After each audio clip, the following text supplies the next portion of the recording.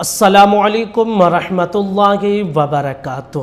سوال یہ پوچھا گیا ہے کہ جب ہم امام صاحب کے پیچھے نماز پڑھتے ہیں تو ہمیں کون کون سی صورت پڑھنی چاہیے اور کون کون سی صورت نہیں پڑھنی چاہیے، یہ سوال پوچھا گیا ہے۔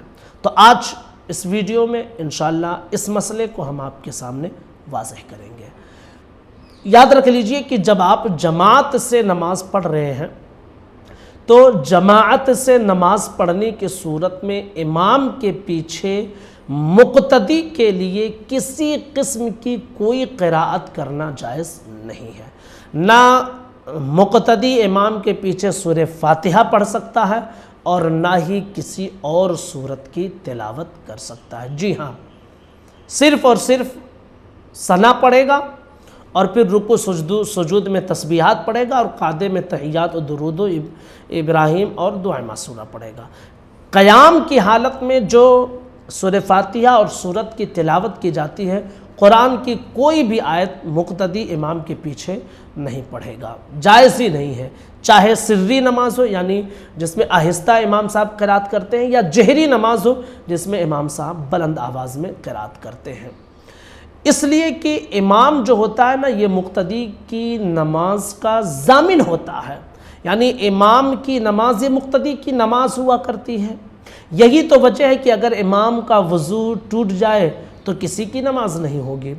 امام پر سجدہ سہو واجب ہو تو سب پر سجدہ سہو واجب ہو، جبکہ مقتدی کا مسئلہ ایسا نہیں۔ مقتدی کا وضو ٹوٹ گیا تو صرف ایک مقتدی کا وضو ٹوٹا تو ایک ہی مقتدی کا وضو، اور امام کے پیچھے آپ پڑھ رہے ہیں، آپ سے غلطی ہو گئی تو آپ کو سجدہ سہو بھی کرنے کی ضرورت نہیں پڑے گی، لیکن امام کا وضو ٹوٹا تو سب کا وضو ٹوٹ گیا، سب کی نماز گئی۔ اگر امام پر سجدہ سہو واجب ہو گیا تو سب کو سجدہ سہو کرنا پڑے گا۔